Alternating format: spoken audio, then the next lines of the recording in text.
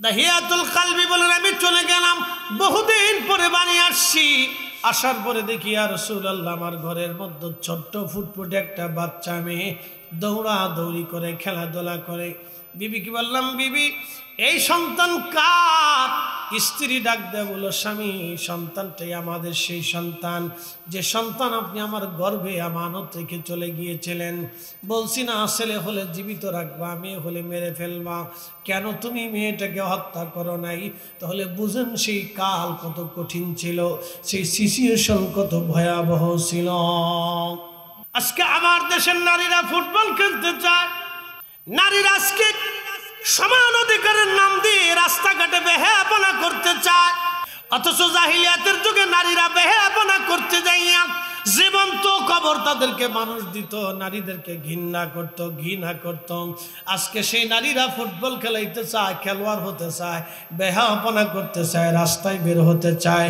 নারী সমাজ এইভাবে যদি দিন দিন রাস্তায় বের হয়ে যায় আর বেহায়াপনায় লিপ্ত হয়ে যায়, অদূর ভবিষ্যতে নারীদেরকে মানুষ ঘৃণা করবে।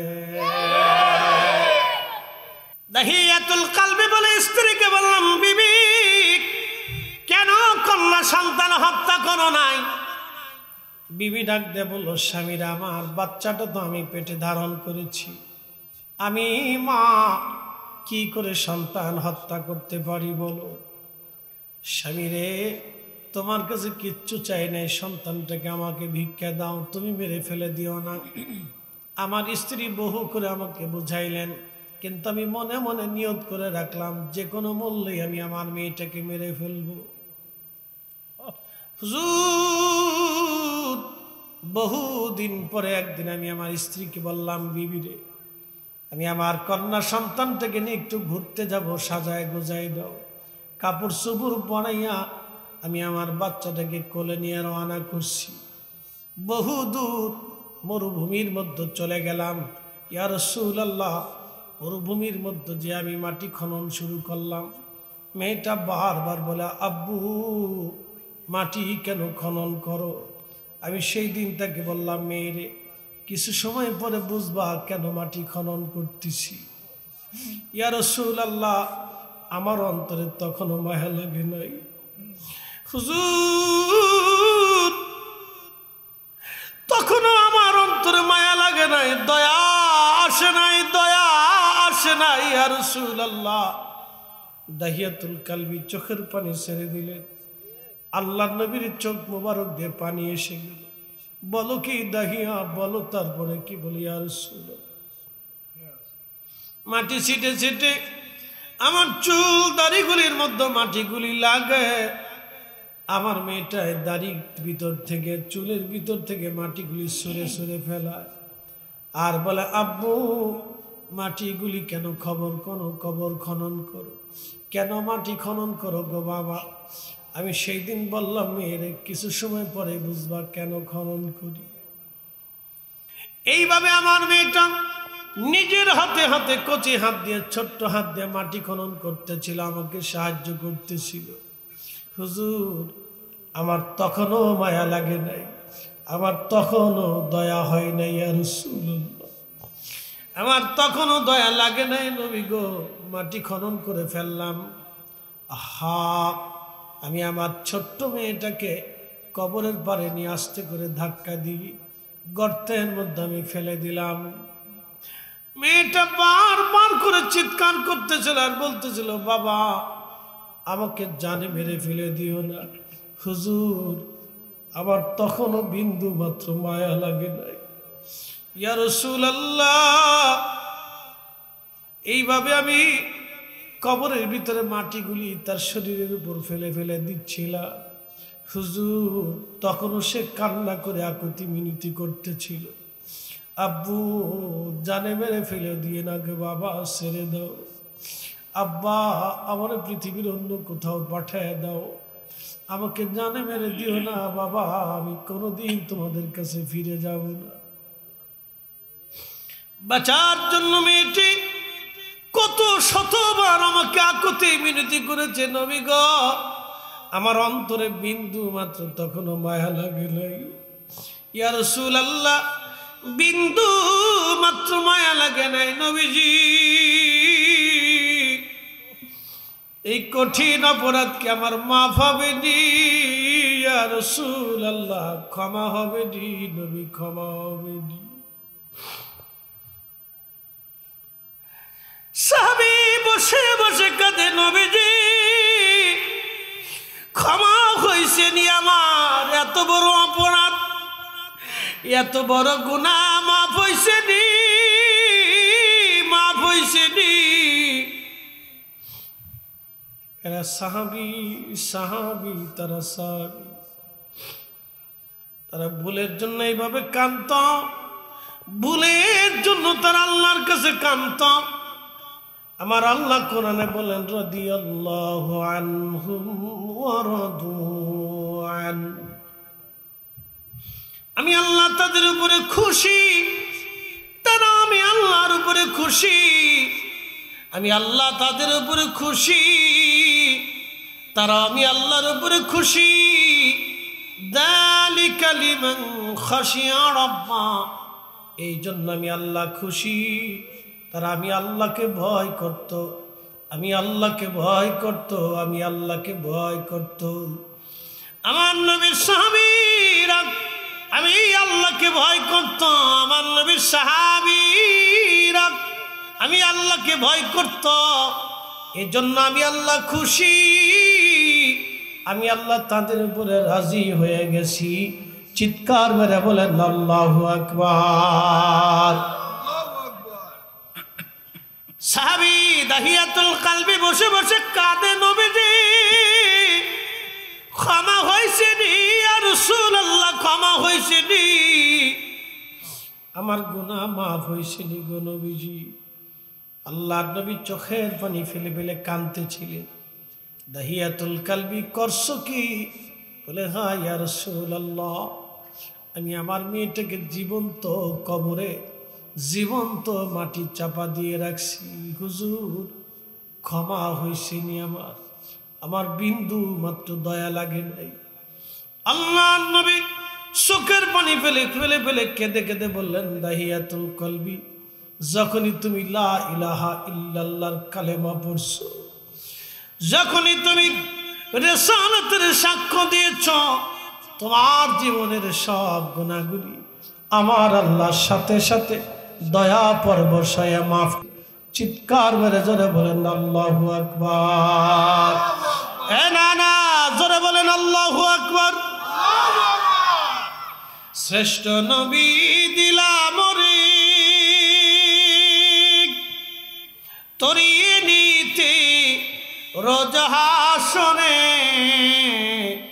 শ্রেষ্ঠ নবী দিলাম রে তরিয়ে নিতে রোজ হাসরে, পথ না ভুলি তাই তো দিলে পাক কুরআনের বাণী, খুদা তোমার মেহেরবানি। আল্লাহুম্মা সাল্লি আলা, আহা জবান খুলে মাশাআল্লাহ, ওয়া আলা আলি সাইয়্যিদিনা।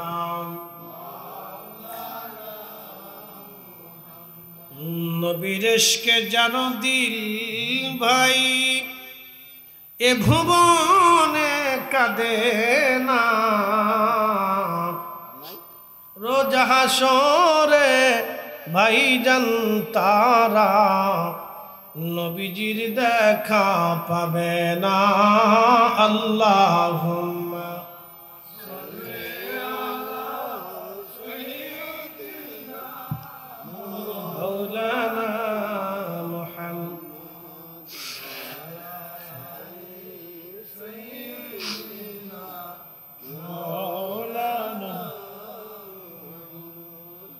একসাথে বলেন তো আল্লাহু আকবার। আল্লাহু আকবার। সাহাবী, জোরে বলেন তারা কি? সাহাবী। জোরে বলেন তারা কি? সাহাবী। তাদের মতো ঈমান আনতে হবে সাহাবী, সাহাবীদের মতো ঈমান আনা লাগবে সাহাবী। এ মুসলমান, তারা সাহাবী, সাহাবীদের মতো ঈমান আনতে হবে। আল্লাহর নবী বলেন আল্লাহ আল্লাহ ফি আসহাবি, আল্লাহ আল্লাহ ফি আসহাবি, আমার উম্মত সাহাবীদের ব্যাপারে তোমরা আল্লাহকে ভয় করো, আল্লাহকে ভয় করো, আল্লাহকে ভয় করো। কেননা লা তাত্তাখিযুহুম গারাদাম মিন বাদি, আমার ইন্তেকালের পরে আমার কোনো সাহাবীর সমালোচনা করবে না, মন্দ বলবে না, গালি দিবে না, তাদের ভুল ত্রুটিগুলি বের করে এনে তাদের সমালোচনা করবে না। ফামান আহাব্বাহুম ফাবিহুব্বি আহাব্বাহুম ওয়া মান আবগাদানি ফাবিবুগদি আবগাদাহুম, তাদেরকে কেউ যদি ভালোবাসে আমি নবীকে ভালোবাসা হবে, তাদেরকে গালি দিলে আমি নবীকে গালি দেওয়া হবে, তাদের মন্দ বললে আমি নবীকে মন্দ বলা হবে, তাদের সমালোচনা করলে আমি নবীর সমালোচনা করা হবে। এই জন্য কোনো সাহাবীর সমালোচনা করা যাবে না, মন্দ বলা যাবে না, গালি দেওয়া যাবে না, কষ্ট দেওয়া যাবে না। একবার জোরে বলা যাবে কে মারহাবা। আমি বলছি না, নবী বলেছে। যদি রাসূল মানেন নবীর কথাগুলি শিরোধার্য মেনে নিবেন, রাসূল যেটা বলেছেন এটাই আমাদের জন্য আইন। কথা কন না কেন, ঠিক কিনা? আল্লাহর নবী যেটা বলেছে এটা আমাদের জন্য আইন। সাহাবীরা নিজেদের জীবনের সব কিছু উজাড় করে দিয়ে নবীকে ভালোবাসতেন। সাহাবী খুব মনোযোগ দিয়ে শুনে যান, আল্লাহর নবীকে সাহাবীরা কিভাবে ভালোবাসতেন। হযরত আবু বকর সিদ্দিক রাদিয়াল্লাহু তাআলা আনহু হিজরতের রাতে নবীজির সঙ্গে রওনা হয়ে গেলেন। গারে সৌরে, সমস্ত সৌরে পর্বতের একবারে চূড়ার উপরে নবীজি এবং হযরত আবু বকর ছোট্ট গুহার মধ্যে লুকাইলেন। একটা কবুতর এসে গুহার সামনে বাসা বানায় ডিম পারল। মাকড়সা এসে সুন্দর করে গুহার সামনে বাসা বানিয়ে ফেলল। এই জন্য কিয়ামত পর্যন্ত মাকড়সাকে কখনো খাবার আনার জন্য দৌড়াইতে হবে না, ও জাল পেতে বসে থাকবে, আল্লাহ তার জালের মধ্যে খাবার পাঠাবে। আর কবুতর ডিম পারল। ইমাম ইবনু কাসির আল বেদায়ের মধ্যে লেখেন সেই কবুতর এখনো হেরেমের ভিতরে আছে। কোটি কোটি হাজি 1450 বছর ধরে সেই কবুতরকে খাবার খাওয়াইতেছে। সৌদির বাচ্চারা পর্যন্ত এই কবুতর তাড়াবে না। পৃথিবীর যত রাজা বাচ্চা আসবে কবুতর তাড়াবে না। কোটি কোটি হাজি আসবে যাবে, কবুতর তাড়াবে না। একটা কবুতর কেউ মারবে না, একটা কবুতর কেউ ধরবে না, একটা কবুতর কেউ খাবে না, একটা কবুতর কেউ চুরি করবে না। ওই কবুতর ওইখানেই থাকবে, কারণ ওই কবুতরের পূর্ব বংশ একটা কবুতর ডিম পেড়েছিল। আমার নবী পাহারা দেওয়ার জন্য কবুতরের মর্যাদা বেড়ে গেল। একবার জোরে বলা যাবে কে মারহাবা। ও কবুতর কিয়ামত পর্যন্ত থাকবে। হেরেমে দুইটা পাখি থাকবে, কবুতর আর আবাবিল। এই দুইটা পাখি হেরেমে সবসময় পাবে, কবুতর আর আবাবিল, কিয়ামত পর্যন্ত থাকবে। এক পাখি কাবা রক্ষা করেছিল, আর এক পাখি কাবাকে পাহারা দিয়েছিল, আর এক পাখি নবীকে পাহারা দিয়েছিল। জোরে জোরে জোরে জোরে জোরে। রসুলের পক্ষে থাকলে লাভ আসে না? নেই না? না আসতে বলেন, জোরে বলেন, আসেনি? আর যদি না থাকেন তাহলে গিরগিটি। না থাকলে কি গিরগিটি চিনছেন? গিরগিটি চিনে, রক্ত চুষা গিরগিটি একটা প্রাণী। আল্লাহ নবী বললেন তোমরা যেখানে পাবা এখানে ওরে বাটাম সালাম দিবা, পিটাইবা। বলে কারণ কি? ইব্রাহিম আলাইহিস সালামের আগুন জ্বলতেছে, গিরগিটি বহুত দূর থেকে ফু দিছে। আল্লাহ জিজ্ঞাসা, গিরগিটি ফু দিস কেন? আল্লাহ তো সব জানে। ইব্রাহিমের আগুন যাতে বেশি করে জ্বলে। আচ্ছা বলেন, গিরগিটির ফু থেকে আগুন জ্বলবে? কিন্তু গিরগিটির কপাল নষ্ট হয়ে গেল। শুধু সাইকেদ না, ইব্রাহিমের ইজ্জতের বিরুদ্ধে দাঁড়ানোর জন্য গিরগিটির কপাল মন্দ হলো। কিয়ামত পর্যন্ত এই প্রাণী মার খাইতে থাকবে। একসাথে বলবেন আল্লাহু আকবার। ব্যাং, একসাথে বলেন কি? জোরে বলেন ব্যাং। পেশাব যখন করে, কতটুকু পেশাব করে? শ্যালো মেশিন সিরিঞ্জের মতো সামান্য একটু শব্দ হয় না, শীষ করে এসে শরীরে লাগবে, মনে একটু ঠান্ডা ঠান্ডা লাগে, কিন্তু নাপাক হবেন না। বলে কারণ কি? ইব্রাহিম আলাইহিস সালামের আগুনের দিকে ব্যাং পিছুটা ঘুরিয়ে এরকম পেশাব মারতেছে। আল্লাহ ডাক, কি ইব্রাহিম ব্যাং খরচ কি? আল্লাহ পেশাব ছাড়তেছি। কারণ কি? বলে ইব্রাহিম আলাইহিস সালামের আগুন নিভাইতেছি। তোর ওই পেশাবে কি আগুন নেভবে? আমিও জানি নিভবে না, কিন্তু কিয়ামতে তুমি যদি জিজ্ঞাসা করো তখন আমি বলবো পেশাব ছেড়ে দিয়ে চেষ্টা করছি।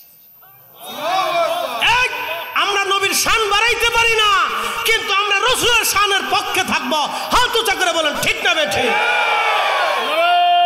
তাকবীর, নারে রিসালাত, সুন্নি মহাসম্মেলন, 21তম তাফসীরুল কুরআন, আল্লামা ফরিদী সাহেব।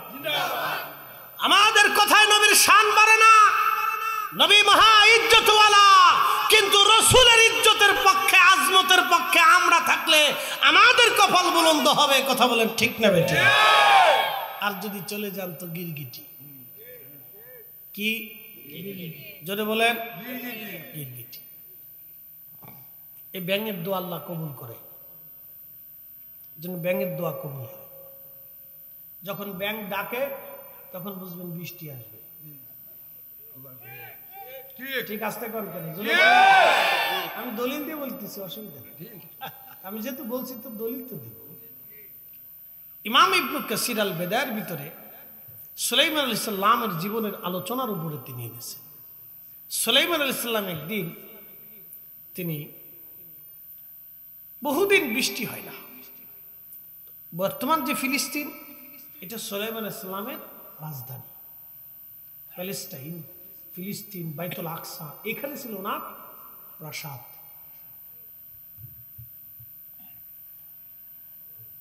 তা ফিলিস্তিনবাসী এসে নবী সুলাইমানকে বলল, হুজুর বহুদিন ধরে বৃষ্টি হয় না, নবী গো বৃষ্টির অভাবে আমাদের কষ্ট হয়, আপনি দোয়া করে দেন যাতে বৃষ্টি হয়। সুলাইমান বললেন, তাহলে আসো আমরা বিরাট বড় প্রান্তরে সবাই মিলে সালাতুল ইস্তিসকার নামাজ পড়ি, যাতে আমার রব আল্লাহ বৃষ্টি দেয়।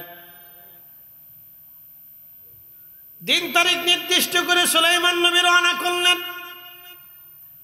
হাজার হাজার উম্মত নিয়ে প্রান্তরের মাঠের মধ্যে তারা নামাজের জন্য রওনা করলেন। কিছু দূর যাওয়ার পরে সুলাইমান আলাইহিস সালাম দেখে একটা ব্যাঙ নিচের দুই পায়ের উপরে ভর দিয়া, ব্যাঙের সামনের দুইটা হাত, সামনের দুইটা পা, আর হাত বলেন আর পা বলেন, ব্যাঙের সামনের দুইটা হাত বলেন আর পা বলেন, এইভাবে আল্লাহর দরবারে হাত দুইটা বাড়ায় দিয়ে, আল্লাহ ব্যাঙ বানাইছো, পানি ছাড়া চলে না। আল্লাহু আকবার। ব্যাঙ বানাইছো আল্লাহ, পানি ছাড়া চলে না। মাখলুক বানাইছো, সৃষ্টি করছো আল্লাহ, পানি ছাড়া চলে না। আল্লাহ তুমি জানো কষ্ট হয়, বৃষ্টি দাও গো মালিক। আল্লাহ আমি ব্যাঙ তোমার কাছে কইতেছি, আল্লাহ বৃষ্টি দাও, আল্লাহ বৃষ্টি দাও। ব্যাঙে ঘড়াত ঘড়াত করে ডাকতেছে আর আল্লাহরে ডাকতেছে। আল্লাহু আকবার। নবী সুলাইমান ডাক দেখে, আমার উম্মতরা ফিরে চলো, বৃষ্টি চাওয়া লাগবে না, নামাজ পড়া লাগবে না, দোয়া করা লাগবে না, বৃষ্টি আসবে।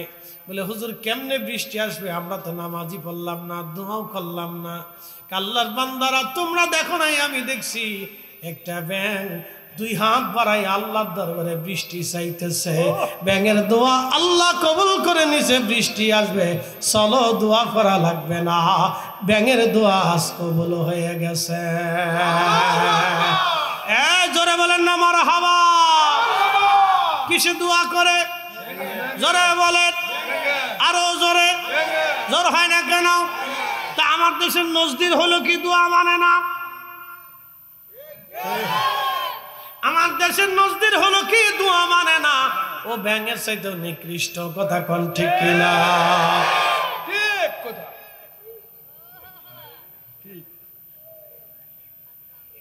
এই মোরাকাবে চলে গেছে, আচ্ছা যাক যাক, থাক থাক, ওখানে ফালাও জ্বালা, সামনে রাখাও মুশকিল।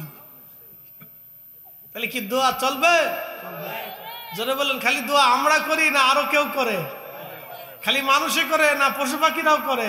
হ্যাঁ, খালি আমাদের কারণে দোয়া বৃষ্টি আসে না মাখলুকের কারণেও আসে? আমাদের কারণে শুধু আল্লাহ বৃষ্টি দেয় না, ফসল দেয় না, খাবার দেয় না, ওদের জন্য দেয়। বিড়ালে কান দেখে, আল্লাহ আমার মালিকের যদি মাছ না দাও তো কাটা কেমনে খাবো? বিড়ালে খান দেখো, আল্লাহ আমার মালিকের যদি মাছ না দাও আমি কাটা কেমনে খাবো? আল্লাহ মাছ দাও। বিড়ালের দোয়ার কারণে আপনার তকদির পরিবর্তন হয়, কুকুরের দোয়ার কারণে আপনার তকদির পরিবর্তন হয়ে যায়, গরুর দোয়ার কারণে আপনার আমার তকদির পরিবর্তন হয়। আল্লাহ বৃষ্টি দেয়, ফসল দেয়। একসাথে বলবো না মারহাবা?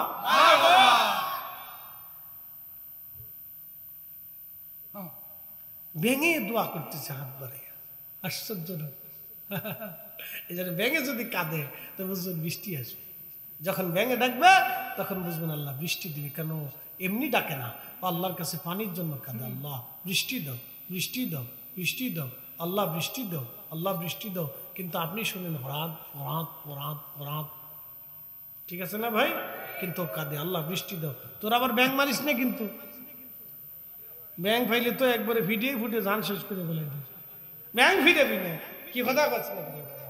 ব্যাঙ ফিডেই তিনে রে ফিডেইবি, গিরগিটি ফিডেইবি, যদ্দুর ফারিস ফিডেই ফিডেই ফিডে ওর দুনিয়া সারা করে দিবি। যত ফিডেইবি তত নেকি, যত ফিডেইবি তত নেকি। মারহাবা কর। গিরগিটি যত ফিটাবেন তত নেকি হবে। একসাথে বলবেন আল্লাহু আকবার। আল্লাহু আকবার। আমি আলোচনা করতে করতে ব্যাঙের দিকে চলে গেছি, সাহাবীদের দিকে চলিয়া যাই। আল্লাহর নবীর সাথে আবু বকর সিদ্দিক হিজরতের রাতের মধ্যে হযরত আবু বকর কেঁদে ফেললেন। নবী বলেন, আবু বকর কাঁদো কেন? বলে, হুজুর ভয় লাগতেছে, যদি দেখে ফেলে তাহলে ওরা আপনাকে আমার সামনে কষ্ট দিবে। আমি এই ভয়ে কাঁদি, আমার সামনে আমার রাসূলকে কষ্ট দিবে। আল্লাহর নবী বলেন, আবু বকর আমি আর তুমি একা না, আমাদের সাথে আল্লাহ আছে। সুবহানাল্লাহ। 3 দিন পর্যন্ত গারে সৌরে সৌর পর্বতে নবী থেকে ওখান থেকে বের হয়ে রওনা হয়ে গেলেন। যেতে যেতে যেতে যেতে পথ আরবের এই আপনার আরব সাগরের পার হয়ে রওনা করলেন। সাগরের কিনারা ঘেঁষে নবীজি বের হয়ে গেলেন। তাদের একজন পথিক সফর সঙ্গী, যিনি পথ দেখায় দেখায় নিয়ে যাচ্ছিলেন। আবু বকর এবং আমার নবীজি দুইজন। এমন সময়ে আল্লাহু আকবার, আল্লাহু আকবার, আবার নবীজি রওনা হয়ে গেলেন। আবু বকর সিদ্দিক রাদিয়াল্লাহু আনহু স্ত্রী পুত্র সন্তান সব কিছু রেখে দিয়ে আমার নবীর সঙ্গে নবীজির সঙ্গে রওনা হয়ে চলে গেলেন। আল্লাহু আকবার। বন্ধু আমার, সন্তানের কথা তোরা মনে রাখে নাই, এরা সাহাবী। সন্তানের কথা মনে রাখে নাই, তারা সাহাবী, তারা সাহাবী, তারা সাহাবী। এরকম প্রত্যেকটা সাহাবীর জীবন যদি আপনি দেখেন, আল্লাহ তারা আমার নবীর জন্য নিবেদিত প্রাণ হয়ে ঘর সারা হয়ে চলে গেলেন। সাহাবী খাব্বাবের পিঠের গোশত উঠিয়ে ফেললো তারা, কিন্তু কালেমা সারলেন না। সময়ের জীবন চলে গেল, কিন্তু সময় ইমান হারলেন না। ইয়াসারকে 2 কাজ থেকে মাঝখান থেকে ফেলে ফেলে দেওয়া হলো, তারপর জীবন দিল কিন্তু ইমান দিল না। তারা সাহাবী, সাহাবী, তারা সাহাবী। এ মুসলমান, খুব মনোযোগ দিবেন। নবীর আরেকজন সাহাবী, তার নাম হযরতে আব্দুল্লাহ যুল বাজাদাইন রাদিয়াল্লাহু আনহু। সে যৌবনকালে যুবক বয়সে তাগড়া যুবক, তখন মদিনার সবচেয়ে বড় ধনাঢ্য পরিবারের সন্তান। তার বাবা ইয়াহুদি ছিল, অনেক সম্পদের মালিক। আব্দুল্লাহ সুন্দর সুন্দর দামি দামি পোশাক পরত, মদিনার দামি দামি খাবার সে খাইত। আল্লাহর নবীর কাছে সে কালিমা পড়ে মুসলমান হয়ে গেলেন। কালিমা পড়ে যখন মুসলমান হলেন আব্দুল্লাহ যুল বাজাদাইন, যখন বাড়ি চলে গেলেন, তার চাচা ডাক দিল, আব্দুল্লাহ কোথায় গিয়েছিল, তোমাকে দেখি না। বলে, চাচা যান, আমি রসুলের দরবারে যাই, কালেমা পড়ে মুসলমান হয়ে গেছি। আব্দুল্লাহর চাচা ডাক দিয়ে বললেন, আব্দুল্লাহ কালেমা পড়েছিস, তাহলে তুই মুসলমান হয়ে গেছিস, আমরা ইয়াহুদি, তুই মুসলমান, অতএব আমাদের বাড়ি আর থাকতে পারবি না, আমাদের বাসন আর খেতে পারবি না, আমাদের চাদর আর ঘুমাইতে পারবি না, আমাদের বিছানায় আর বসতে পারবি না, আমাদের এলাকায় আর থাকতে পারবি না, চলে যা। এ আব্দুল্লাহ তোকে ছেড়ে দিলাম, চলে যা, তুই কোনদিন আর আসবি না আমাদের সামনে, সমস্ত সম্পদ থেকে তোরে বয়কট করলাম, জুদা করে দিলাম, সম্পদের আশায় আসবি না। আব্দুল্লাহ চলে যাবে। চাচা ডাক দেখে, আব্দুল্লাহ রে, সম্পর্ক তো এখানেই শেষ, তাহলে তোর জুব্বাখানা খুলে দাও। আব্দুল্লাহ বললেন, চাচা জুব্বাখানা রেখে দাও। বলে, আব্দুল্লাহ রে, জুব্বা যদি না দিস টেনে খুলে নিয়ে যাব, কারণ ওই জুব্বাটা আমাদের পয়সার কেনা, আমাদের টাকার কেনা, জুব্বা খুলে দে। আব্দুল্লাহ জুব্বা খুলে দিলেন, পরন আছে তহবন লুঙ্গি। এখন আব্দুল্লাহর চাচা ডাক দে বলেন, আব্দুল্লাহ রে, লুঙ্গি খানা খুলে দে। আব্দুল্লাহ বলেন, চাচা যান, আমার সতর ডেকেছে, আমার ইজ্জত ঢাকা আছে, দয়া করে এই লুঙ্গি খানা আমার ভিক্ষা দিয়ে দেন। তখন চাচা ডাক দেখে, আব্দুল্লাহ রে, যদি লুঙ্গি খানা না দিস, জোর করে টেনে খুলে নিয়ে যাব। কালেমা পড়েছিস, মুহাম্মাদের কাছে সইয়া যা, আমাদের কাছে কিছুই পাবি না। যুবক, তাগড়া যুবক, অল্প বয়সী যুবক, কালেমা এমন ভাবে নিয়েছে কলিজা। ডাক দিয়ে বলল, চাচা লুঙ্গিও নিয়ে যান, তো কালেমা দেব না। আল্লাহু আকবার।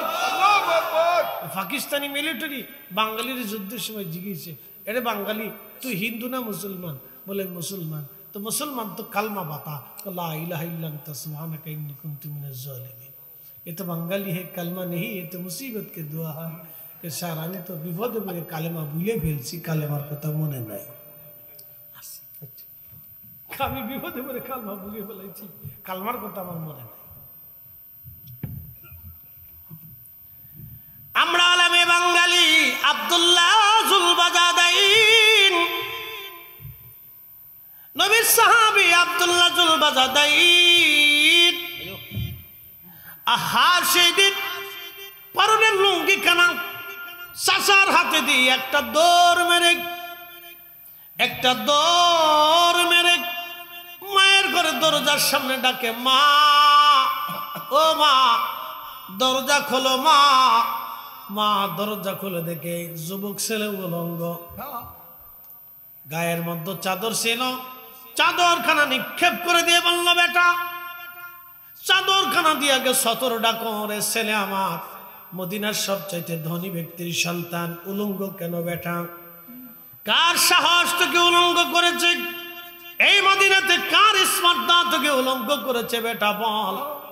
তখন আব্দুল্লাহ ডেকে বলল, মা, আমি আমার রসুলের দরবারে যে কালেমা পড়েছি, চাচা আমার সব সম্পদ থেকে বহিষ্কার করে আমার পরনের পোশাকগুলি খুলে খুলে নিয়ে গেছে। মা, আমি আজকে বস্ত্রহীন, আমাকে আজ বস্ত্রহীন করে দিয়েছে আমার চাচা। মা ডাক দিয়ে বলল, বেটা করছিস কি? তুই মুসলমান হয়েছিস, আমরা ইহুদি, চলে যার কোনোদিন আমাদের কাছে আসবি না। আমি মা তোকে জুদা করে দিলাম, বিদায় দিয়ে দিলাম। যদি কোনোদিন কালেমা আসরে আমার কাছে আসিস, তাহলে মায়ের দরজা খোলা থাকবে, নতুবা সন্তানের পরিচয় নিয়ে আর কোনোদিন আসবি না, দূর হয়ে যা। আমি যেহেতু তোর মা, তোকে চাদরখানা ভিক্ষা দিয়ে দিলাম, চলে যা, আর আসবি না। এই যুবকেরা ইমানদার, এই জন্য আল্লাহ বলেন, আমিনু আমিনু আমিনু, ঈমান আনো তাদের মতো, কামা আমানান নাস, আমার নবীর সাহাবীরা যেইভাবে ঈমান আনছে, তোমরাও সেইভাবে ঈমান আনো, ঈমান আনো, ঈমান আনো। জোরে জোরে বলা যাবে কি আল্লাহু আকবার। তেলের গাড়ি তেলে চলে, হাওয়ার গাড়ি হাওয়ায় উড়ে, বিনা তেলে চালাই গাড়ি নবী সুলাইমান। আমরা সেই মুসলমান, ঠিক কিনা? তারা সেই দিন আব্দুল্লাহকে দেখে বলে, মা গো মা, সন্তানের জন্য শেষ আশ্রয়ের ঠিকানা হলো মায়ের কোল। ও মা, চাচা তাড়িয়ে দিল, সব সম্পদ থেকে বংশ তাড়িয়ে দিল। আমি ভাবছি তুমি মা, আমি সন্তানকে কোলে তুলে নিবা। ও মা, আজকে তুমি আমার জুদা করে তাড়িয়ে দিলাম মা, তোমার ভিক্ষা দেওয়া চাদরখানা নিয়ে চলে গেলাম মা, কোনোদিন আর হয়তো তোমার সাথে দেখা হবে না রে মারে। সন্তানের পরিচয় আজ ভুলে গেলাম, মায়ের পরিচয় ভুলে গেলাম, কিন্তু ঈমানের পরিচয় ভুলবো না, আমার নবীর কদম আমি ছাড়ব না। এই একসাথে বলেন আল্লাহু আকবার। না না, হাত উঁচা করে বলেন আল্লাহু আকবার। না না, জোরে বলেন ইয়া রাসূলুল্লাহ। আমরা সুন্নি, কথা বলেন ঠিক কিনা? জীবনের শেষ সময় পর্যন্ত নবীর কদম ছাড়ব না, রাজি আছি না? না, হাত উঁচা করে দেখাই। আল্লাহ কবুল করুক, জোরে বলেন আমিন। আমি যদি আরব হতাম, মদিনারি পথ, সেই পথ দিয়ে হেঁটে যাইতেন নূর নবী হাজরাত, নূর নবী হাজরাত। তোরা দেখে যা আমেনা মায়ের কোলে, তোরা দেখে যা আমেনা মায়ের কোলে, সেথা পূর্ণিমার সেথা চাঁদ দোলে, তোরা দেখে যা আমেনা মায়ের কোলে। আব্দুল্লাহ কেঁদে কেঁদে বিদায় নিয়ে চলে গেল। কোনদিন আর তিনি ফিরে আসে নাই। ওই যে চাদরখানা মাঝখান থেকে কেটে দুইটা টুকরা বানাইয়া, একটা টুকরা দিয়ে লুঙ্গি বানাইলো, আর একটা টুকরা দিয়ে গায়ে লাগাইলো। একদিনের ধনী যুবক আজকে ফকির হয়ে গেল আমার নবীর প্রেমে। একটা চাদর পরনে পড়ল, আর একটা চাদর গায়ে লাগাইলো। এক চাদরে, এক তহবন্দে, এক চাদরে। হযরত আব্দুল্লাহ দিন কাটতেছে, বাড়ি নাই, ঘর নাই, সংসার নাই, জমি নাই, জাতি নাই, অর্থ নাই, বিত্ত নাই, কাজ নাই, চাকরি নাই, কিছু নাই। নবীর বাণী আহলে সুফাহ সাহাবী হয়ে গেল। কোনোদিন খাবার আসলে খায়, না আসলে না খেয়ে থাকে। আব্দুল্লাহ জোরে জোরে জিকির করতো, আল্লাহ আল্লাহ আল্লাহ আল্লাহ আল্লাহ আল্লাহ আল্লাহ আল্লাহ। আন্না রাফা সাউদ জোরে জোরে জিকির করতো আব্দুল্লাহ জুল বাজাদাইন। এই জন্য তাকে জুল বাজাদাইন বলা হয়, জুই চাদরের টুকরাওয়ালা বলা হয়। আরে যুবক, আজকে তোমাকে কিসে তোমাকে নবী থেকে জুদা করে দিল বলো? কে তোমাকে রসুল থেকে জুদা করলো বলো যুবক? সেই দিনের আব্দুল্লাহ নিজের জীবনের সব ছেড়ে দিল, কিন্তু নবীর কদম ছাড়ে নাই, আমার রসুলের কদম ছাড়ে নাই। আমি দুইজন সাহাবীর জিন্দেগি বলে ফেললাম, দুইজন সাহাবীর জীবন আমি বলে ফেললাম। তারা নবীর জন্য সব দিয়ে দিল। তাবুকের যুদ্ধের ময়দানে একমাত্র আব্দুল্লাহ ইন্তেকাল করলেন। আব্দুল্লাহ জুল বাজাদিন ইন্তেকাল করার পরে আল্লামা ইমাম নুরউদ্দিন হাইসামি রাহিমাহুল্লাহ মাজমাউজ জাওয়ায়েদের ভিতরে বিশুদ্ধ সনদে হাদিস লেখে, আমার নবীজি বললেন, সাহাবীরা রে, আমার আব্দুল্লাহর কবরের মধ্যে তোমরা নামাইবা না। আমি নবী নিজে আমার আব্দুল্লাহর কবরে নামাবো, কারণ আমার আব্দুল্লাহ আমার জন্য বাড়িঘর সরিয়া, মা বাবা সরিয়া, সহায়হীন ভিখারি হইয়া, দুইটা চাদরের টুকরা পড়িয়া আমার আব্দুল্লাহ সারা জীবন আমার সাথে কাটাই দিয়েছে। সাহাবীরা রে, আমার আব্দুল্লাহ রে আজ কবরে আমি নামাবো, তোমরা নামাইবা না। আব্দুল্লাহ জুল বাজাদাইনের কবরের মধ্যে নবী নিজে নেমে গেছে রে। চিৎকার মেরে বলেন না ইয়া রাসূলুল্লাহ। আমার নবী নিজে কবরের মধ্যে নেমে গেছে। আল্লাহ আব্দুল্লাহ লাশ নবী নিজে হাতে কবরের মধ্যে রাখতেছিল। ওই সময় কবরের পাশে দাঁড়িয়ে আব্দুল্লাহ ইবনে মাসউদ আল্লাহর দরবারে হাত মুড়ে বলে, রাব্বি, এই আব্দুল্লাহর জায়গা যদি আমি আব্দুল্লাহ হইতাম, আমার জীবন কত বুলন্দ হতো। আমার রসুল আমাকে নিজে হাতে কবরে রাখত। এসব গম্বদ ওয়ালে मंजूर दुआ करो ना, जब वक्त न जा आए आका दीदार आता करो ना, दीदार आता करो ना। मैं कब्र अंधेरी घबराऊंगा जब तन्हा में, कब्रे अंधेरी में घबराऊंगा जब तन्हा, इमदाद मेरी करोने आओ जाना रसूल अल्लाह, इमदाद मेरी करुणे आ जाना रसूल अल्लाह, रोशन मेरी तुर्बत को लिल्लाह जरा करो ना, जब वक्त न जा आए आका दीदार आता करो ना, दीदार आता करो ना। কষ্ট হচ্ছে আপনাদের? কিছু সময় কি আর বসা যাবে না? ওই তো নি, ওই তো নি। আচ্ছা, কোক কামার হাওয়া। কেবল 2-3 সাহাবীর কথা বললাম, এই জন্য আল্লাহ বলেন আমিনু কামা আমানান নাস।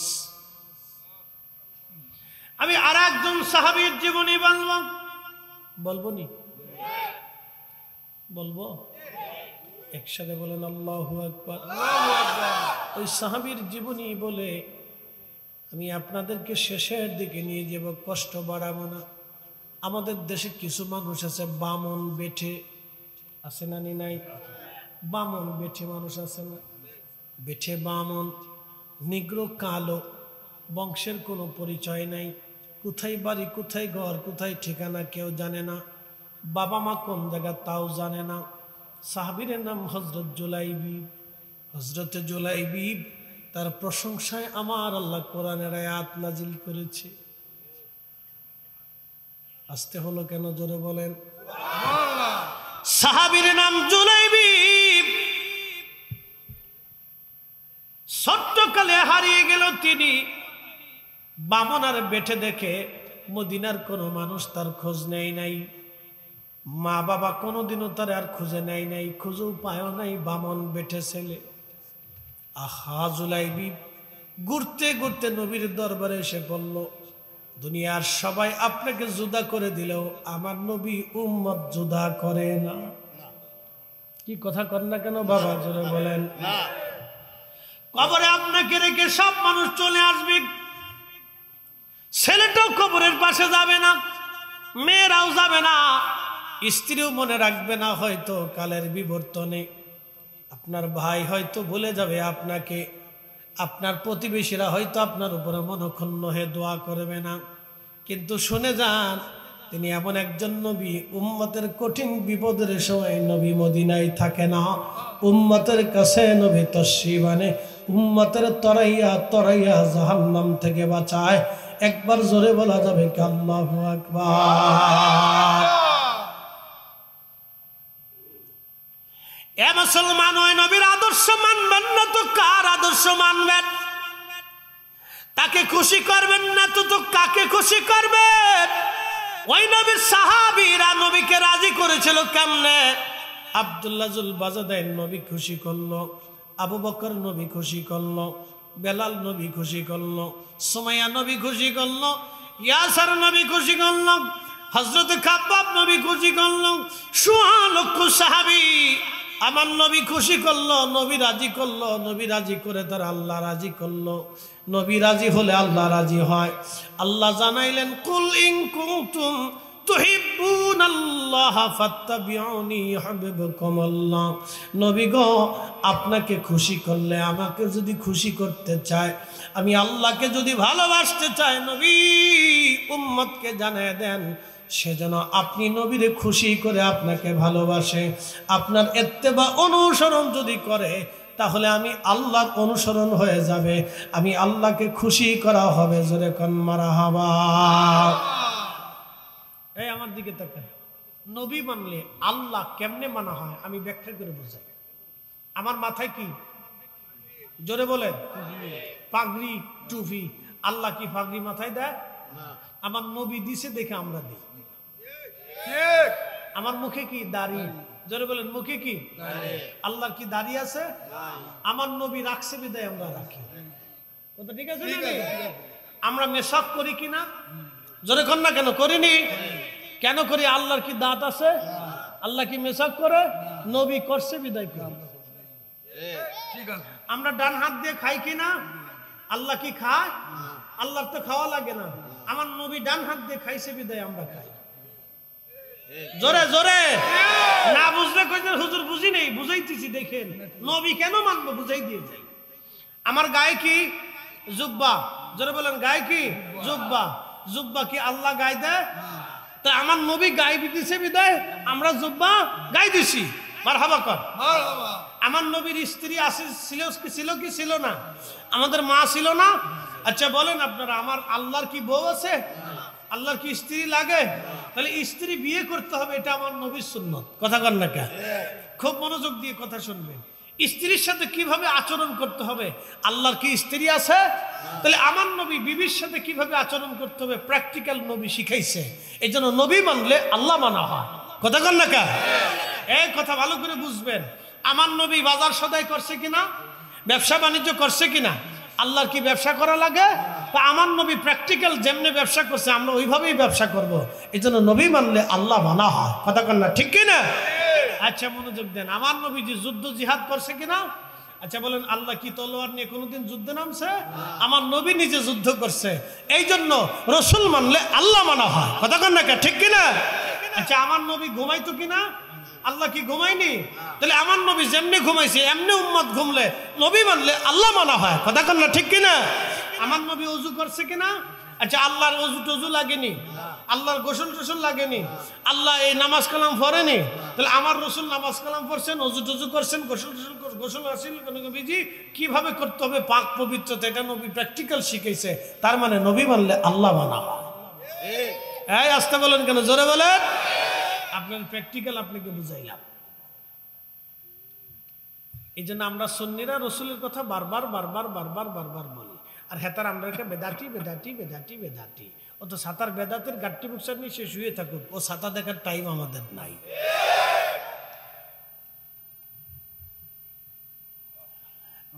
মুসলমান খুব মনোযোগ দিয়ে শোনা যাবেন। সাহাবী জুলাইবি বেঠে বামন আমার রসুলের দরবারে এসে বলল, নবী ছিলেন এতিমের আশ্রয়দাতা। এই কোরআন আল্লাহ বলেন, ফাআম্মাল ইয়াতীমা ফালা তাকহারু ওয়া আম্মাস সাইলা ফালা তানহারু।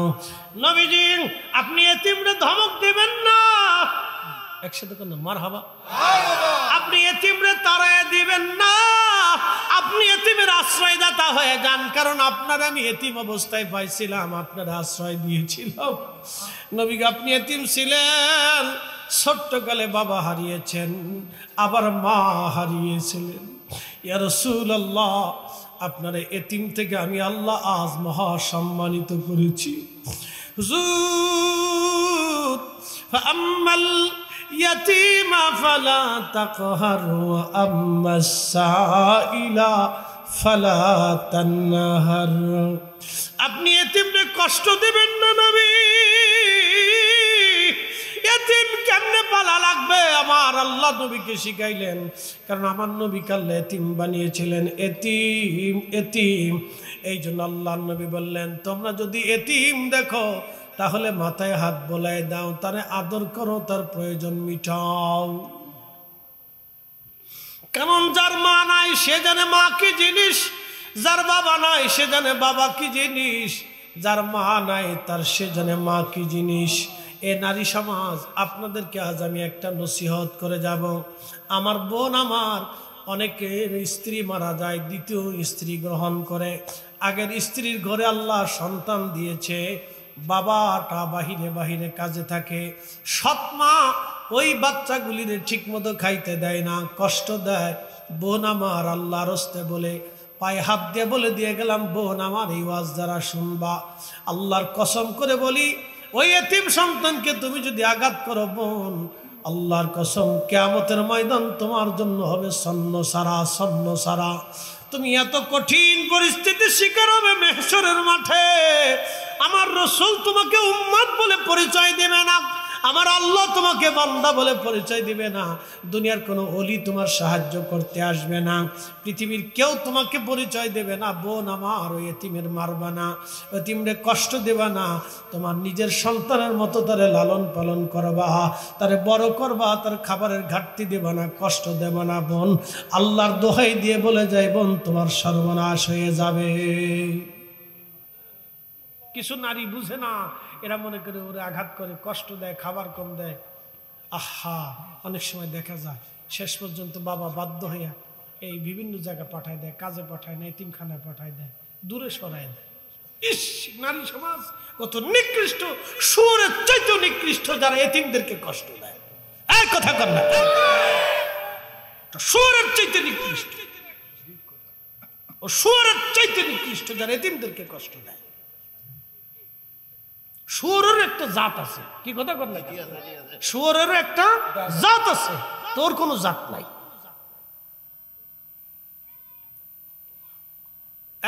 এক শায়েস্তাগঞ্জবাসী আল্লাহ আরো জানাই দিলেন, হাবিব, এতিমদেরকে নবীজি বলেন, উম্মত তোমরা যদি আমার এতিমদেরকে লালন পালন করো তাহলে তোমরা শুনিয়ে নাও, এইভাবে জান্নাতে আমি আর তুমি পাশাপাশি থাকবো। আমি আমার ওই বোনকে বলবো, বোন, স্বামীর ঘরে এসেছেন, আগের স্ত্রীর ঘরে যদি সন্তান থেকে থাকে, মহিলাটা মারা গেছে, এই এতিম বাচ্চাটাকে আপনি নিজের সন্তানের মতো আদর করেন। আপনার সন্তান মনে না করলো এতিম মনে করে আদর করেন, কারণ এই বাচ্চাটা এতিম, এই বাচ্চাটা এতিম হয়ে গেছে। বোন আমার, আল্লাহর কসম করে বলি, জান্নাতে আমার নবীর সাথে পাশাপাশি থাকতে পারবেন, এইভাবে পাশাপাশি থাকতে পারবেন। নতুবা খাসর আপনার জন্য এত কঠিন হবে, আমার রসুলের দরজায় আপনার জায়গা হবে না, আমার নবীর দরজায় জায়গা হবে না, আল্লাহর দরজায় জায়গা হবে না। কারণ আল্লাহ কোরআনে বলে দিয়ে দিলেন, তোমরা এতিমকে কষ্ট দিও না, এতিমরা আঘাত করিও না, এতিমের হক নষ্ট করিও না, এতিমকে মাইরো না, এতিমকে ধমক দিও না। আল্লাহ আমার বুঝার তৌফিক দান করুন, জোরে বলেন আমিন।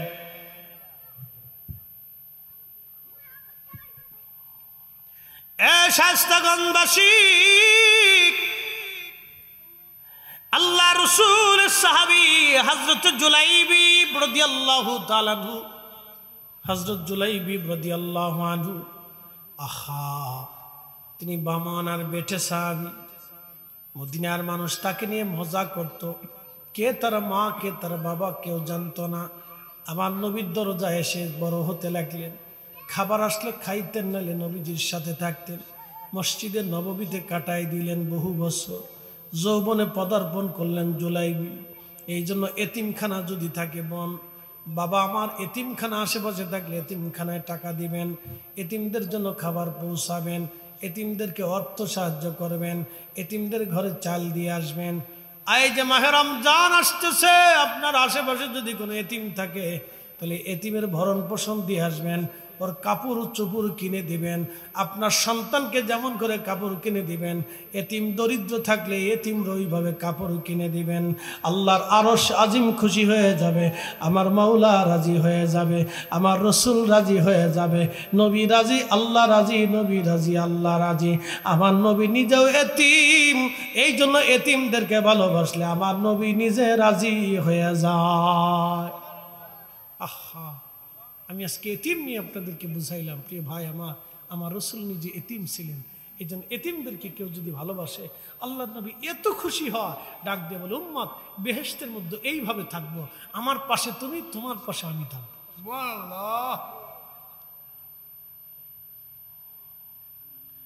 সাহাবী রাসূল জুলাইবিব, নবী বললেন, জুলাইবিব তোমার তো বয়স হয়ে গেছে, যৌবনে পদার্পণ করছো, তোমাকে একটা বিয়ে দেওয়ার দরকার। হযরত জুলাইবিব ডাক দিয়ে বলেন, ইয়া রাসূলুল্লাহ, মদিনার মানুষ আমাকে নিয়ে হাসি তামাশা করে, আনন্দ করে যেতে আমি বেমন বেঠে, তারপরে আমি নিগ্র কালো, 2 নম্বর আমি দরিদ্র, 3 নম্বর আমি বেঠে বামন মানুষ, 4 নম্বর আমার মা বাবার বংশের পরিচয় আমি নিজেও জানি না, কোথায় আমার ঠিকানা।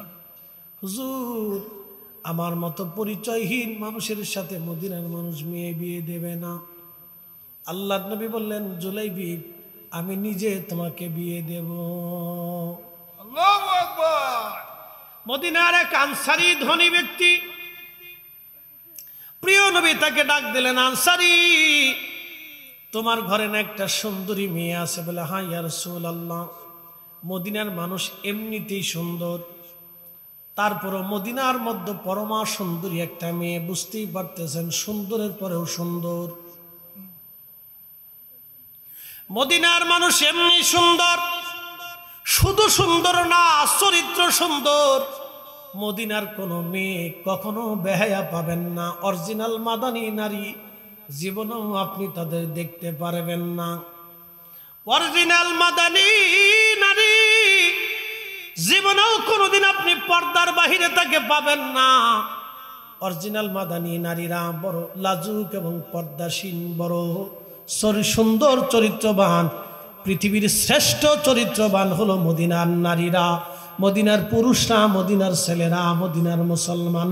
পৃথিবীর শ্রেষ্ঠ চরিত্রবান, এদের মতো উত্তম চরিত্র আপনি কোথাও কোনো জায়গাও আপনি পাবেন না।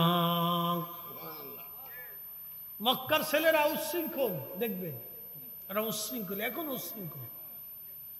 কিন্তু মদিনার অরিজিনাল যারা মাদানী, তাদের মতো ভদ্র, নম্র, শরীফ এবং মেহমান প্রিয় এবং আদব প্রিয়, এশকে রসুল প্রিয় পৃথিবীতে কোথাও পাবেন না। অদ্বিতীয়, কোথাও পাবেন না, অদ্বিতীয়, একবারে সোজা হিসাব, অদ্বিতীয়, কখনো পাবেন না। এটা আল্লাহ রসুলের দোয়া, নবীর সোহবত। তো সাহাবী বললেন, হ্যাঁ ইয়া রাসূলুল্লাহ, আমার মেয়েটাকে তো কন্যাটাকে বিয়ে দিতে হবে। তো সাহাবী ভাবছে যে রসুল বিয়ে করবে, যে আল্লাহর নবী বিয়ে করলে আল্লাহ রসুলের সাথে আত্মীয়তা, এটা তো সৌভাগ্য। কথা ঠিক আছে না ভাই? এর চাইতে কি সৌভাগ্য জীবনে আর কিছু হইতে পারে?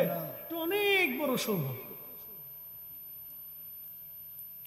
আল্লাহর হাবিব, আল্লাহর নবীজি ডাক দিয়ে বলেন, সাহাবী মেয়েটাকে কি বিয়ে দিবা? বলে, হ্যাঁ ইয়া রাসূলুল্লাহ, বিয়ে দেব। আপনি যদি আমার মেয়ে বিয়ে করেন, এর চাইতে পরম সৌভাগ্য আমার জীবনে আর কি হতে পারে? আল্লাহর নবী বললেন, সাহাবী আমি বিয়ে করব না, আমার এক সাহাবীর জন্য তোমার মেয়েটাকে পছন্দ করেছি।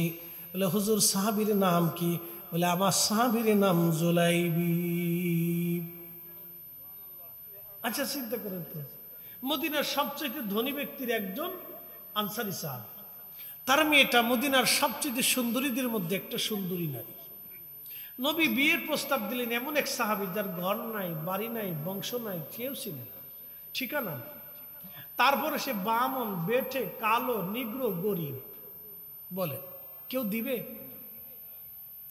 বলেন একটা ছেলের সংসার নাই, বাড়ি নাই, ঘর নাই, কেউ তার চিনে না, পরিচয় নেই। আপনি এরকম ছেলের সাথে আপনার মেয়েটাকে বিয়ে দিবেন? যে এই ছেলেটা কোথাও যদি চলে যায় তাহলে আর কি করে খুঁজে পাবে? ঠিক আছে না ভাই? যে আমার মেয়েটাকে যদি সে রাইখে চলে যায়, তো তার তাকে কোনোদিন খুঁজে পাওয়া সম্ভব না, কোথায় তাকে পাবো? তাহলে এই ছেলের সাথে আমি কি করে আত্মীয়তা করব? কেউ আত্মীয়তা করতে চায় না। আল্লাহর নবী এমন প্রস্তাব দিলেন, এই সাহাবীর জন্য বড় কঠিন হয়ে গেল। দেখেন সাহাবীদের ঈমান কি। কিন্তু এই সাহাবী সমালোচনা করা যাবে না। আর আল্লাহ রাসূল বলেন আমার কোনো সাহাবীর সমালোচনা করবা না।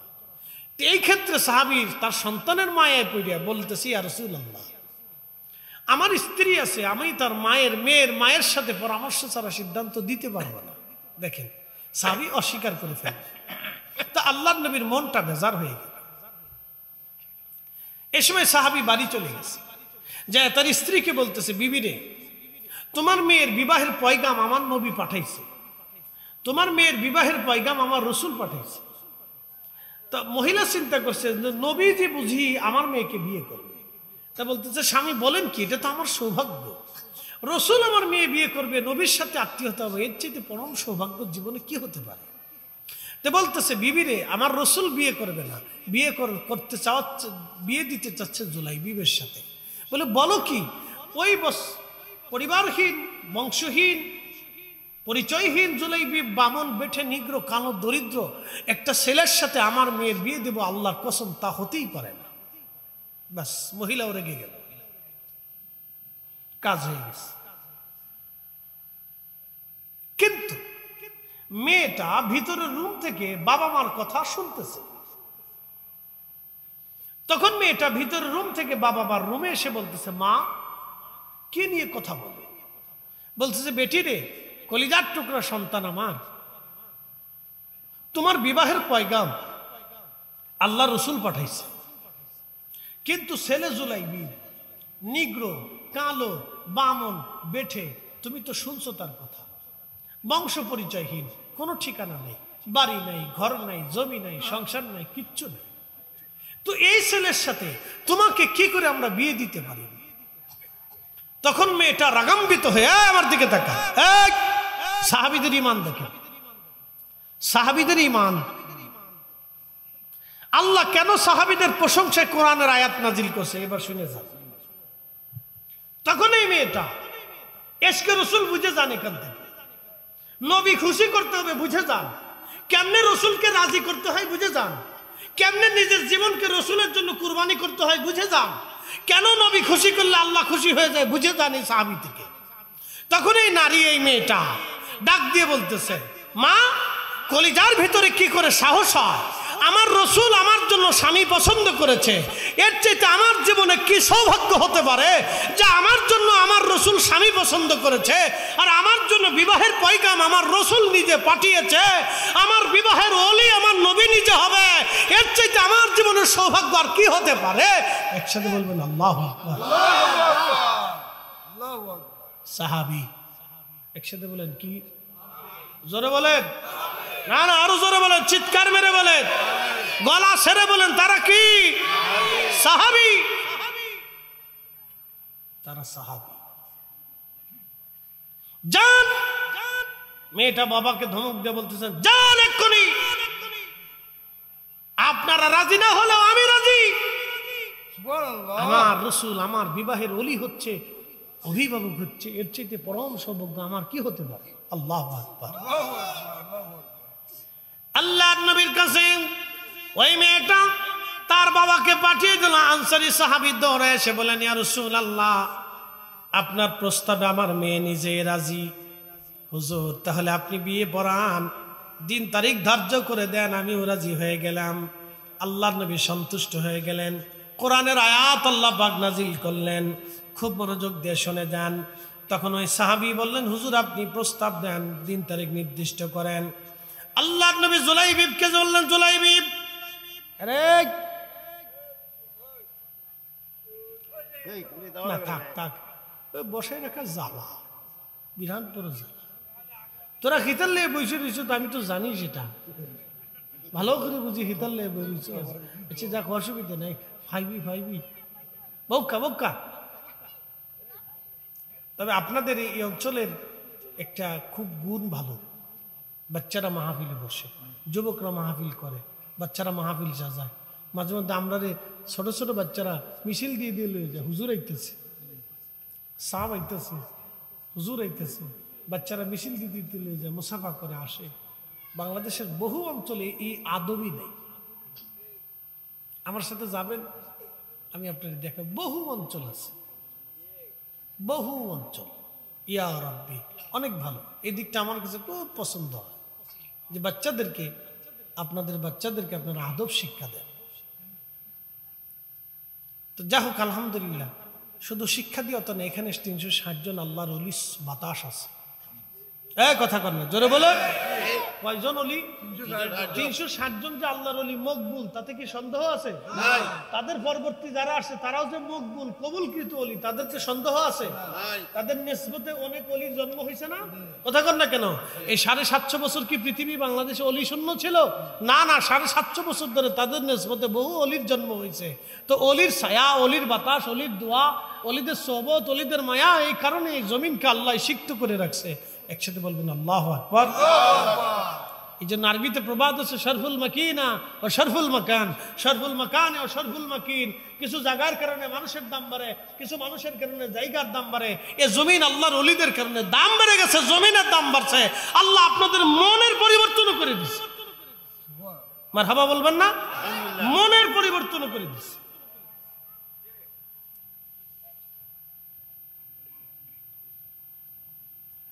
এ মুসলমান, খুব মনোযোগ দিয়ে শুনিয়া যান। হযরত জুলাইবিবকে নবী বললেন, জুলাইবিব বিয়ের সামানা জোগাড় করো। জুলাইবিব বিয়ের সামানা জোগাড় করা শুরু করলেন। সে অত্যন্ত দরিদ্র পীড়িত ছিল। অন্যান্য ধনী ধনী সাহাবীরা তারে কিছু না কিছু দিতে লাগলো।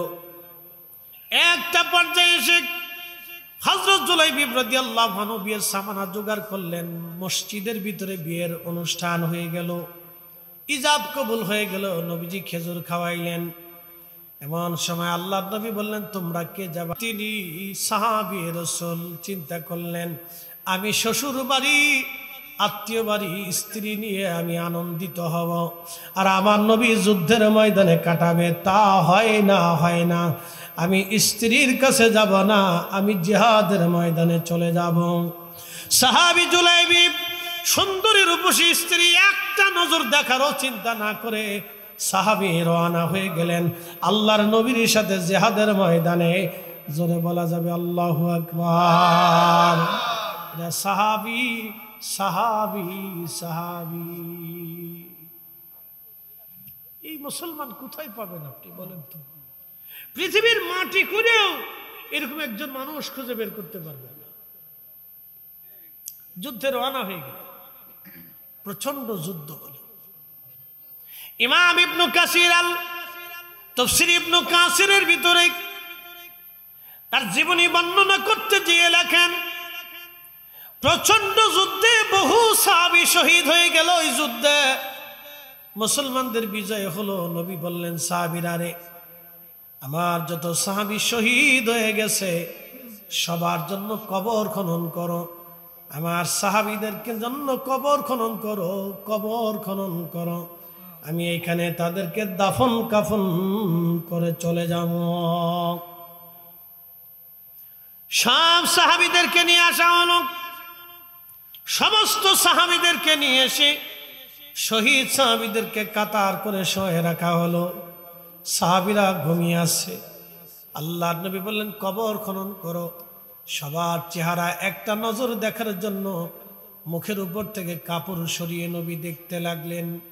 সবার চেহারা দেখার পরে নবী বললেন, সাহাবীরা রে, সবার লাশ কি যুদ্ধের ময়দান থেকে গুছাই নিয়ে আসছো, নাকি আর কেউ বাকি আছে? সাহাবীরা বলেন, ইয়া রাসূলুল্লাহ, ময়দান তন্ন তন্ন করে তালাশ করে সব সাহাবীর লাশ নিয়ে আসছি। আমাদের জানা মতে কোনো সাহাবী বাকি নাই গো নবীজি। আল্লাহর নবী ডাক দিয়ে বললেন, সাহাবীরা রে, তোমরা এখনো সবার লাশ আনছো, বলো আমার জুলাইবিবের লাশ কোথায় আছে? বলে, হুজুর, সারা ময়দানে জুলাইবিবকে আমরা কোথাও খুঁজিয়া পাই নাই। আল্লাহর নবী বললেন, সাহাবীরা রে, আমি তার মদিনার সুন্দরী মেয়ে দেখে বিয়ে দিয়েছিলাম। সুন্দরী নারীর লোভ না করি আমার সাহাবী আমার ছোট্ট জুলাইবি বেঠে জুলাইবি বাজ ময়দানে শহীদ হয়ে গেছে। তোমরা খুঁজে নিয়ে আসো আমার জুলাইবিবের লাশ কোথায় আছে দেখো। সাহাবীরা ভয় পাইল জুলাইবিবের লাশ কি কাফেররা নিয়ে গেল কিনা। সাহাবীরা তন্ন তন্ন করে ময়দান তালাশ করতে দেখে একটা 7টা কাফেরের লাশ স্তূপ হয়ে পড়ে আছে। ওই লাশগুলি সরায় দেখলো ওই লাশের নিচে হযরত জুলাইবিব রাদিয়াল্লাহু আনহু শহীদ হয়ে পড়ে আছে। সাহাবীরা তাকে বের করে কাঁধে করে নিয়ে নবীজির সামনে নামাইলো। আল্লাহর নবী চোখের পানি ফেলে ফেলে কাঁদে আর বলে, সাহাবীরা রে, তোমরা সবাই রে দাফন কাফন করো, আমার জুলাইবিব রে আমি নবী নিজে হাতে দাফন করব। আল্লাহু আকবার। সাহাবীরা রে, কবর খনন করো, আজ আমি নবী নিজে হাতে আমার জুলাইবিবকে দাফন করব গো। আহা, কাফন পরানো হলো, শহীদদের জানাজা দেওয়া হয়, কিন্তু গোসল করানো হয় না, রক্ত মাখা অবস্থায় তাদেরকে কবরে নামানো হয়। ওইভাবে জুলাইবিবকে কাফন পরাইয়া জানাজা পরাইয়া খাটিয়ায় করে নবীজি নিয়ে যেতে লাগলেন। আল্লাহর নবী খাটিয়া আর নিজে ধরলেন, আল্লাহর নবীর হাতে ধরে নবীজি নিজে তারে কবরে নিতে লাগলেন। আল্লাহর নবী নিজে হাতে তারে কবরে নামাইলেন, কবরে শুয়াইলেন। আমার নবী নিজে হাতে তারে কবরে নামাইলেন। আল্লাহু আকবার। হে রাসূল, তোমায় ভালোবাসি, অন্তরে শুধু মুখে নয়, জান্নাতের আশায় নয় হে রাসূল, জাহান্নাম কেউ ডরি না। তোমায় পাওয়ার আশায় মন ছুটে যাই মদিনায়, এ আশিকে দিদার দাও না, আর দূরে থাকিও না। হে রাসূল, তোমায় ভালোবাসি,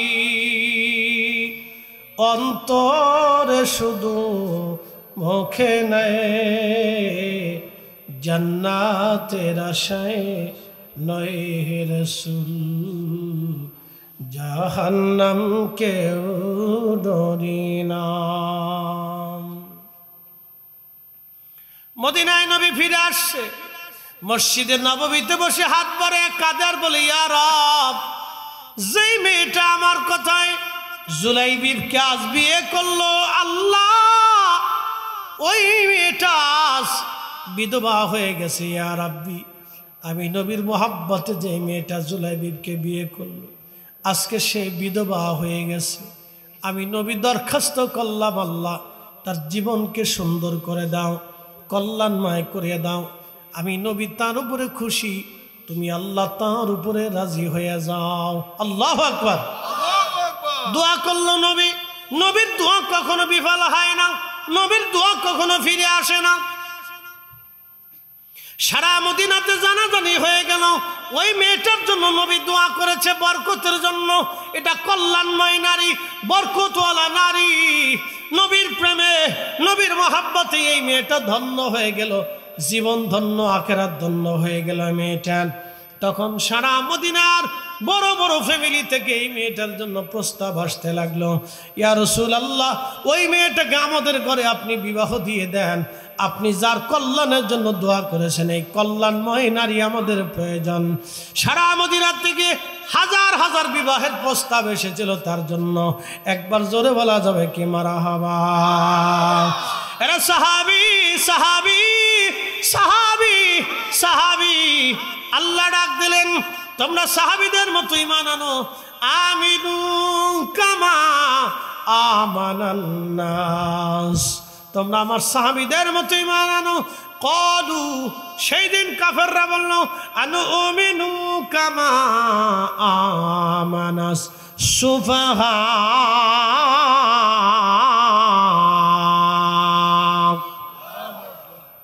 আমরা কি নির্বোধ আর বোকাদের মতো ঈমান আনব? সেই দিন সাহাবীদেরকে তারা বোকা বলেছিল, নির্বোধ বলে গালি দিয়েছিল। আমার আল্লাহ তার উত্তর দিয়ে দিলেন এইভাবে, আলা ইন্নাহুম হুমুস সুফাহা। যা সাবধান, যারা আমি নবী সাহাবীদেরকে নির্বোধ বলে গালি দেয়, তারা নির্বোধ, তারাই বোকা, তারাই নির্বোধ, তারা বোকা, তারা নির্বোধ, তারা নির্বোধ, তারা বোকা, তারা বোকা, তারা বোকা।